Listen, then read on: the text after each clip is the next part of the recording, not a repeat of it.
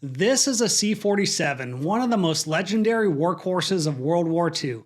In fact, some people say that this is one of the C-47s that were used to drop paratroopers over Normandy on D-Day, while others say that it carried American troops across the Pacific. However, the truth is somewhere in between, and that's why today our mission is to find it.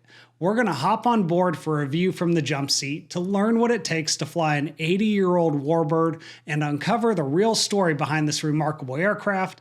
I'm Hoover, and welcome to Hoover's Hangar. Now, before we get started, if you're not familiar, the C-47 Skytrain is a military transport aircraft that was used during World War II. It was built by Douglas, and it was based on the famous civilian DC-3 airliner, but it was modified for combat duty. The one that we're flying in today was converted back to a DC-3 after the war, but we'll talk more about that later.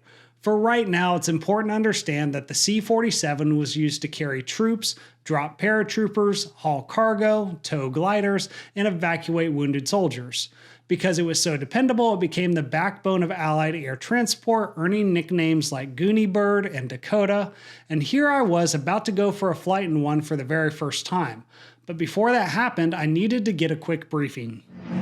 We're going to work as a crew, and you being up here, you're going to be an active crew member. So if you see traffic or anything unusual going on with the airplane that doesn't look right, just let us know and we'll decide. A lot to look at, pretty limited visibility, because this is the first, modern airliner. You've got the no nose to look at over there, you've got the airliner windows, and you've got a swept wing. And then it kind of flies like an airliner too, although it's very, very quick to react to inputs, which is pretty nice for how big the airplane is.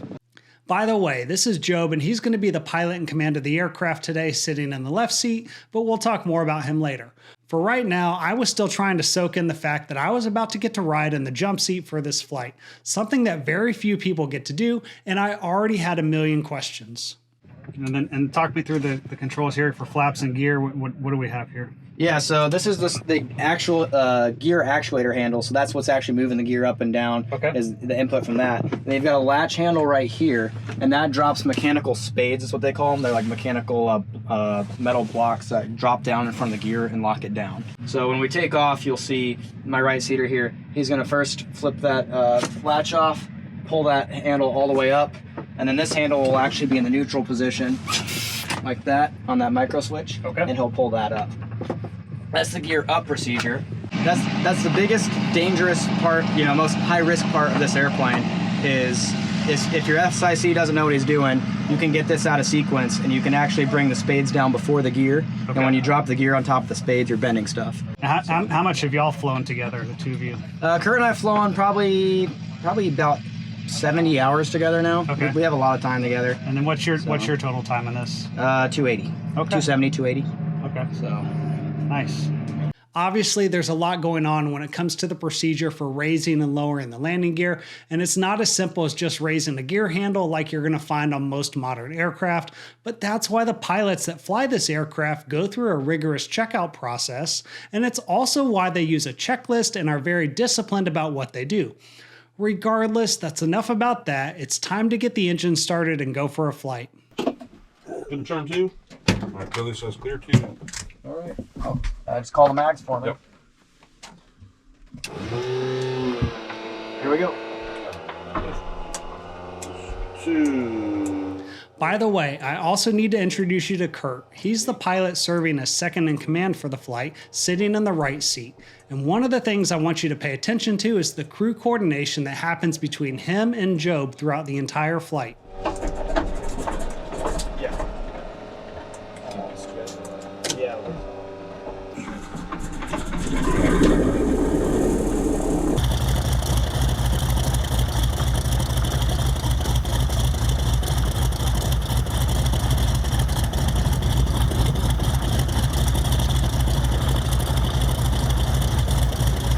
After start checklist. After start says oil pressure. Oil pressure both sides looks good. Time's 10:03. Boost pumps. Boost pumps are off. Radio master. On. Warning lamps. Warning lights. Yep. Are all good. That side's going to come off here in a second once the pressure comes up. Wake up. That should hold there at 1,000. Pressure's good. That's already warmed up, so, Yep. Vacuum. Vacuum, good. Hydraulic system pressure. Hydraulic system pressure is good. Gear down pressure. Gear down pressure, good. Altimeters. Altimeter is set. While Job and Kurt are going through the after start checklist and doing a quick engine run up, we need to talk a little bit more about the history of this aircraft. This C-47 was originally manufactured on May 29, 1944, at the Douglas Aircraft Company's Long Beach plant located near the current Long Beach Airport. At its peak, the site employed up to 160,000 workers, including many women who were part of the Rosie the Riveter movement. The C-47, nicknamed the Skytrain, was the most well-known aircraft that was made in Long Beach, and the second most produced aircraft at this plant was the B-17 bomber, which also played a vital role in World War II.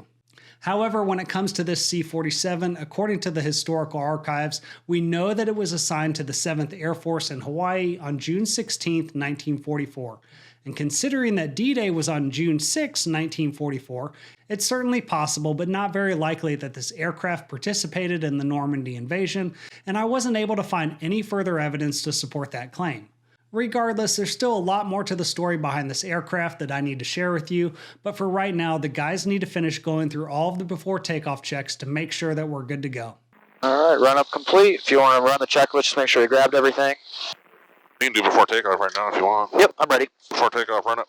Complete. Crew briefing.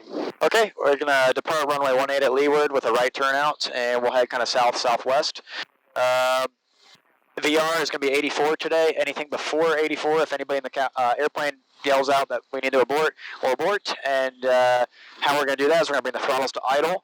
We're going to fly the tail to the ground, maintain directional control as necessary, brakes as necessary as well, and I might have you pull the mixers too for towards the end. Yep. Anything after 84, we're going to continue the takeoff and treat the emergency like an in-flight emergency. If the engine's still producing power, we're going to leave it running. Otherwise, we're going to run the drill as a team and confirm everything with each other before we shut the engine down. We got probably 5,000 feet remaining here with that threshold, so we got plenty of runway, and we're going to have about a 30-minute flight. Any questions? Sounds good. Cool. Nav and radios. Nav and radios. One of the things that you need to understand is that when the DC-3 was created in the mid-1930s, it completely revolutionized air travel because it was the first aircraft that could actually make money carrying passengers without needing government mail contracts. However, air travel was still a luxury only the wealthy could afford, but the C-47 changed everything because not only did it prove the reliability of the aircraft, but thousands were made, and after the war they were sold to the airlines everywhere, and what was once a luxury became an everyday way to travel. And speaking of travel, our flight is about to begin. Remember, flight controls. We've already tested them. I'll test them again after we taxi. Okay. Landing lights. Landing lights off. Doors and exits. Kind of removed. Set. Yeah, set.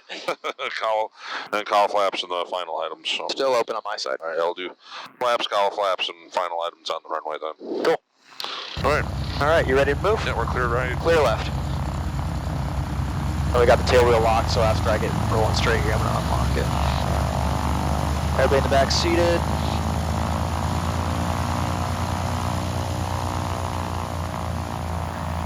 You got this Cessna or something back taxiing. Yeah, I got him.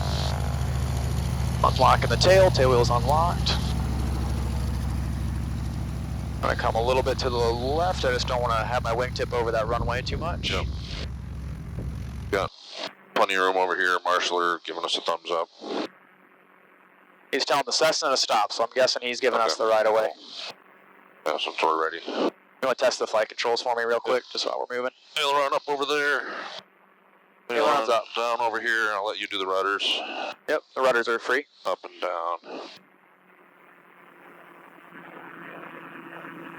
Everybody's still I seated? didn't see anybody on downwind or base. I can't verify final, but I haven't heard anybody on the radio either. Okay, I'll look before I turn here. Okay, I guess that guy's going first. Well, if he's taking it right there, so he can take it right here, I guess. But line up behind him, I suppose. And if he's taking the runway, that means final's clear, so he can see better than us. So. Yep, that's a good point. You want to make a call and just tell him we're going to line up behind him? Leeward traffic, Douglas 3-3 Victor Whiskey lining up behind the Cessna runway 18 at Leeward. All right, I'm gonna get your cowl flaps to trail. Okay, throttle frictions are set. Windows closed. We'll get the boost pumps on and flaps to go. All right, flaps coming up. So we got final items, boost pumps, tail wheel. Tail wheel's locked. Cowl flaps are trail.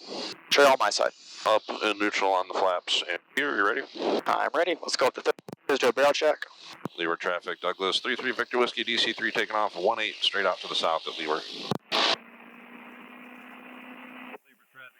30 inches, 2300. Looks good. Looks good.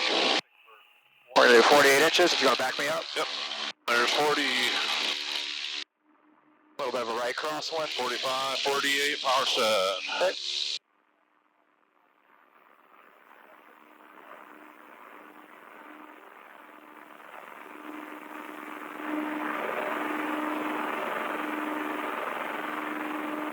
B2. All right, positive rate. Positive rate. Gear up.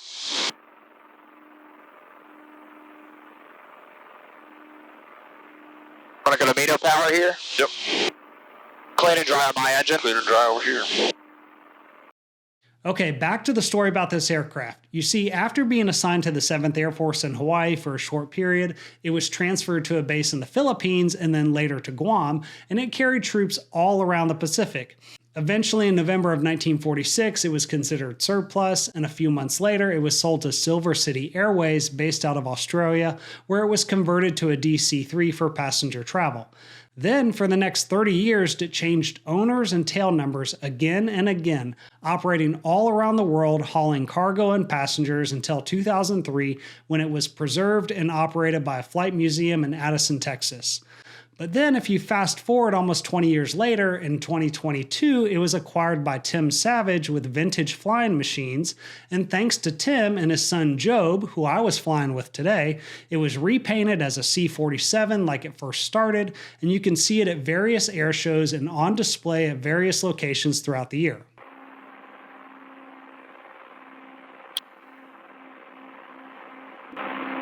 I was wondering if I lost audio for a second. It was so quiet. Yeah. You know. Do you need me to turn it up? No. You guys weren't talking. Or If you need us to adjust this, no, you're by all means. You're good. This is awesome. Yeah, I'm glad. So how do you guys like flying it? It's very stable. Like, It's funny, like the first time I flew a DC-3, it's amazing how it's just exactly like a J3 Cub. yep. Yeah. Everybody, I've heard it called a double-breasted Cub for years, but just the control response and like the amount of adverse yaw and the kind of softness in the ailerons, especially if you hit like a thermal and it pushes a wing up, like the amount of aileron and the time it takes to push that wing down is just, it reminds me of exactly like fighting through a gusty day on a Cub.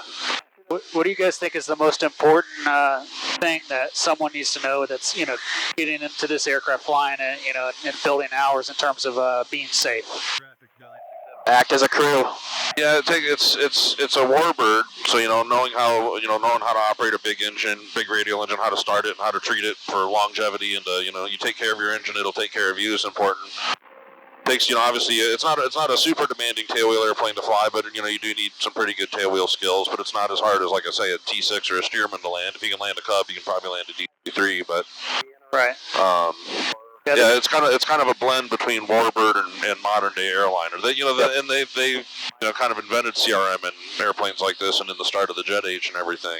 Well, it's like you were telling me with the gear sequencing and the flaps and all that. And the crew coordination that's required of making sure that everybody knows what they're doing, and then it's not just going through the checklist. What I was hearing you guys do is all that communication back and forth with visual lookout, clear and final, everything else. It's truly the crew concept. Yeah, because he can't see the right side and I can't see the left, and you see we did the hand signals. This means V2. Yep. And that's from the old. We have Bose noise canceling headsets now, but they couldn't hear each other back then. Well, It was V1, V2 gear. Gear up. You would do like a thumb like this, or flaps up. They in the 40s. On multi-crew airplanes, bombers and stuff. They had a lot of hand signals they would use. Yeah, Bose didn't give them noise canceling headsets. Yeah, but they didn't. We weren't sponsored by Bose in the 40s. Speaking of sponsors, I really want to thank Avemco for sponsoring this channel. It takes a lot of work to make these videos, but the reason why I do it is to share the love of aviation and to help pilots stay safe, and that's something that Avemco strongly believes in. So we're cruising at what, about 140? Right now we're at 140. Yep. Yeah, this is, and like you were saying before, this is a fast one with the retractable tail wheel and everything. Yeah, you were telling me that's unique to this aircraft. Yeah, I think this is the only one with that modification. That's the only one I know of. All right, I just want to point out that the tail wheel on the DC-3 and the C-47 was originally non-retractable in order to simplify the landing gear and to save weight. But later versions of the aircraft included that feature, and the aircraft that we were flying in had been modified to allow the tail wheel to retract. That being said, when it comes to our sponsor, if you've never heard of Avemco, they specialize in general aviation insurance for a wide range of aircraft. Regardless of whether you rent or own a plane, they can probably help you. And what I like is that they eliminate the middleman and they work directly with you to help you find the right coverage for your situation, but we'll talk more about them in a minute. What do you like best about Go flying? throttling. We do the 5 minutes on this one? Yeah, we do the 5 minutes. The thing I like most about flying it is actually you bringing people. You know, you can fill up, you know, we have 12 seats in this one and we have 19 in the other one. And just everybody's smiling once they get out of the airplane. And, you know, we filter people in the seats sometimes and people just love it. And it's the airplane that you go to Hobby Lobby and there's you know, paintings and pictures of this airplane. Everybody recognizes a DC-3. Yeah. That's why I love it so much. Iconic, yeah. Personally, I think Job is 100% right. When it comes to the DC-3, there's just something about it that stops people in their tracks when they see it at an air show. And I think that's because they see it as more than just an airplane. They hear the sound of the engines and it instantly takes them back to a different era when aviation connected the world for the first time. And they know that winning the war might not have been possible if it weren't for this aircraft and the men that flew it. And then just reflecting back, like for me, spending 20 years in the Air Force, reflecting back on the guys that flew well before I was even born. Yeah. You know, and the challenges they had to deal with. Well, I think even the Navy was operating R4Ds up until like the mid-90s or something like that, you know.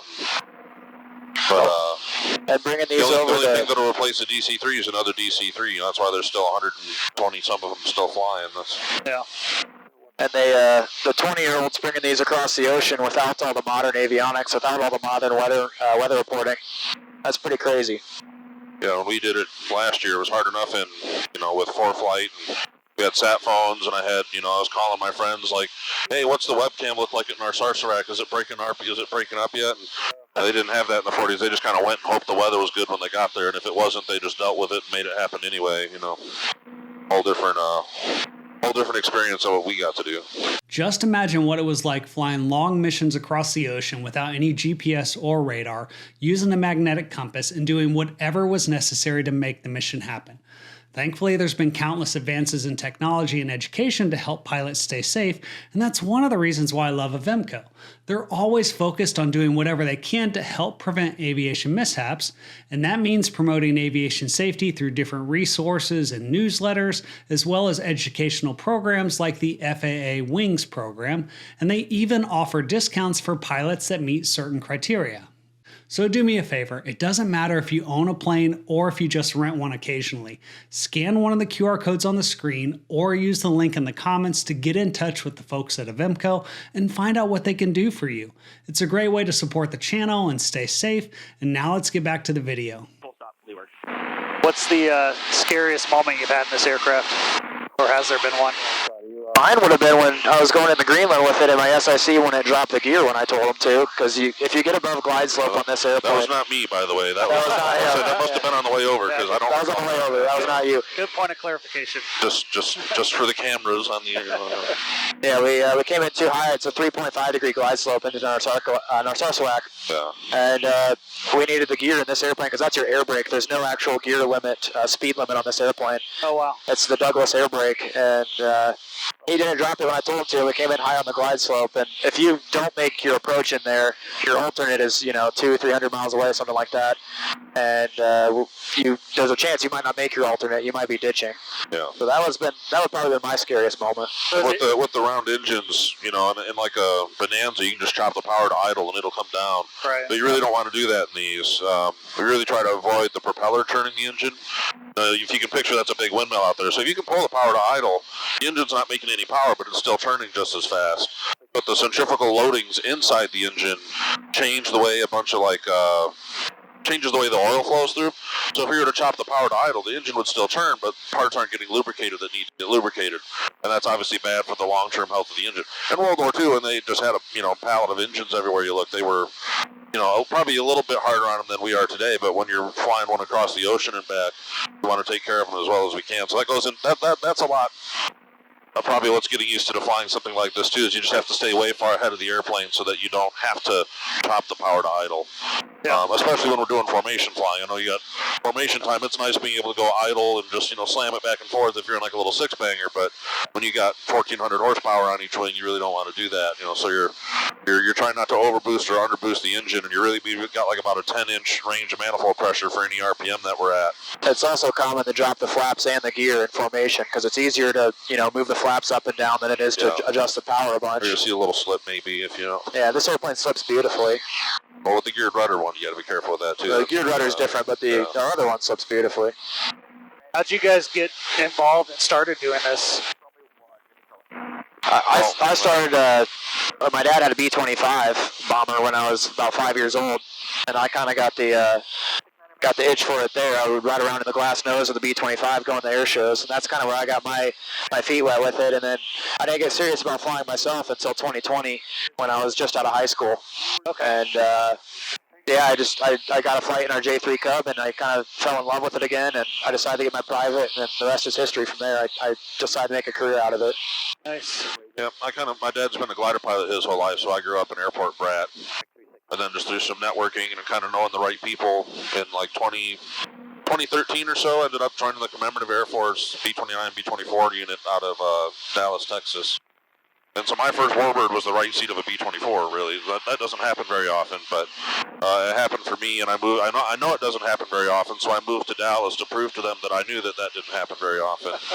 Then I ended up flying their B-24 and B-29 Fifi. And then one of their chief pilots, our B-29 chief pilot ended up being the chief pilot for a group in Dallas that operates 3 of these commercially for surveying purposes, like research and development stuff. Sure. He said, "Hey, if we get you your DC-3 type rating, will you come fly contract for us sometimes?" And that was an easy question to answer. And then I realized how short the world, and especially Texas, was on DC-3 pilots because my phone just blew up. And this is the 12th different DC-3 I've flown in about 2 years of being typed in them. So. Oh wow. So there's still a lot of them out there, and. How long did it take you to get your type rating in this? Since I've been flying the B-24 and the B-29, which the B-24 is even the same engines that these use, I did it literally 2 flights. Okay. I had a lot of tailwheel time, so if you can fly a B-24 and a J-3 Cub, it's basically those 2 airplanes merged together with half as many engines. So. Okay. Took me about 10 hours because my only multi-time prior to this was in an Apache for my multi-engine rating. And then, so it took me a lot longer. Now, what do you guys do for emergency procedures training?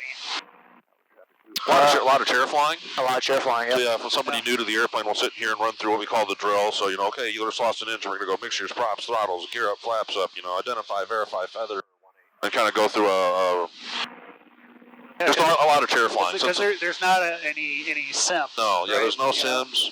I mean, we can, for training in this, we on your type rating ride, you actually do have to feather one completely and shut it down and restart it. Okay. That's, again, not super kind to the engine, so we don't really practice that any more than we really have to. But we can fly around and simulate feathering by setting like a zero thrust condition. So if we set about 15 inches of manifold pressure and 1,500 RPM, that simulates the kind of drag profile that a feathered prop would have. And then also we're not underboosting the engine, so then that's still safe that everything's getting lubricated properly. And then we'll still practice single engine approaches and stuff for training. And yeah, it's good to practice every once in a while, and you got to do it on your check ride. Right.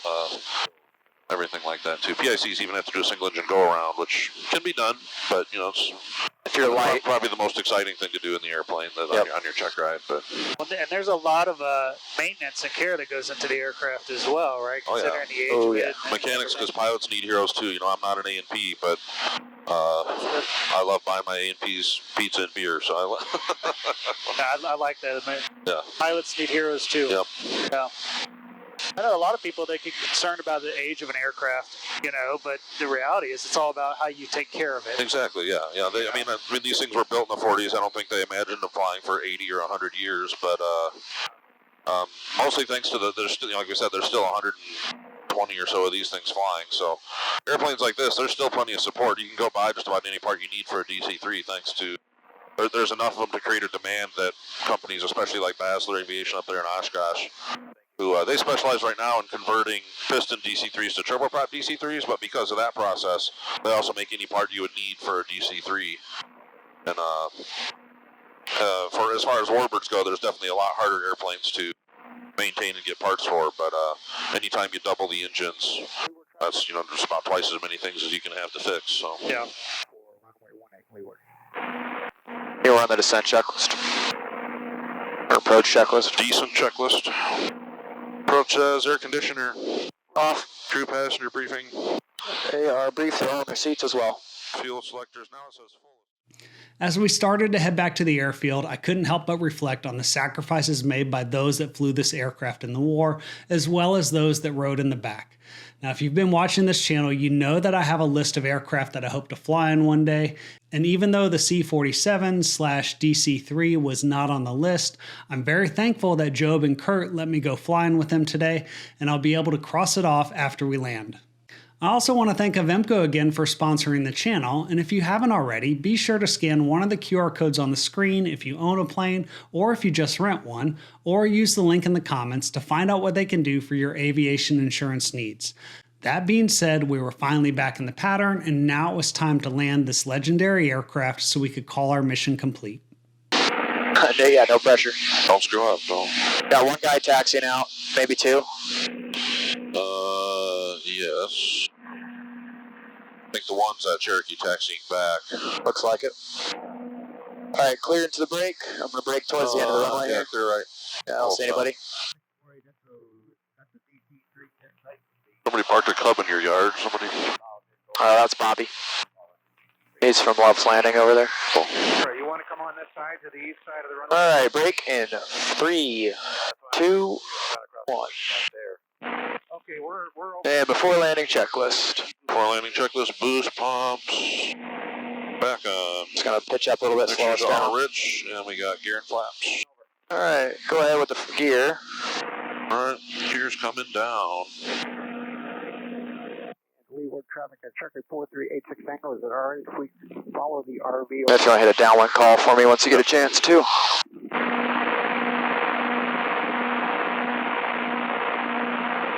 Leeward traffic, Douglas, 3 Victor Whiskies, DC-3, right downwind, 18 to land, Leeward. All right, gear's down, latch neutral with 3 green lights. Pressure light latch, good. Flaps and props to go. I got a visual on my gear leg as well. Yep, over here. And you're going to see our approach here, Hoover, looks really, really flat. Okay. Because this airplane, you just have to come in super flat. All right, let's go flaps 1. Flaps. 1. It doesn't go down and slow down. It's one or the other. Got one guy in the overhead. T6 or something, Epsilon. Or T28, looks like.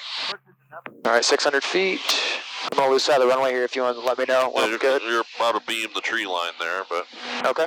I'm just going to pitch up a little bit so we can get flaps 2. Flaps 2. 2. Flaps 4. Traffic, yellow spearman, 5 miles to the south, inbound right All right, traffic. my base turn. Yep, clear. See how right. quick this one slows down?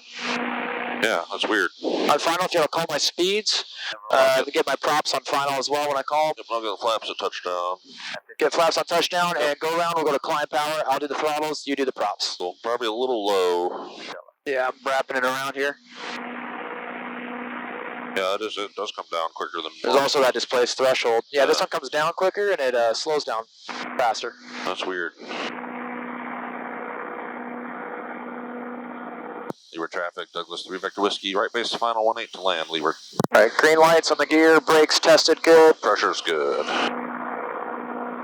Got one guy in the downwind. Gonna bring the power up a little more. We're starting to drag it in here. Don't want to do that. Yeah. And start calling out my speed for me. All right, looking at 85. All right, third check on the green lights. Green lights, pressure's good, latch to neutral. About 87. All right, I'm gonna start working the power About back 90. here. Here's the part where it wants to speed up a bunch. Yeah, go figure. About 90 still. You want to start working my props all the way forward? About 95. Power's coming to idle. Props full forward. Let's miss that tarp. 85. Look good.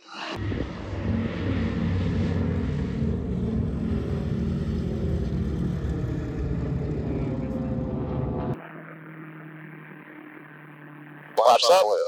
Tail's ready to come down. Pin it. And camera flaps off, open and boost pumps off, please. Good. Answer your phone. We can finally call the mission complete, and I want to say thanks again to Job and Kurt for allowing me to ride in the jump seat for this flight, and also to Tim Savage with Vintage Flying Machines for preserving this legendary aircraft. Be sure to check out Vintage Flying Machines' Facebook page and help support their efforts to keep these aircraft flying, and I'll see you on the next episode of Hoover's Hangar.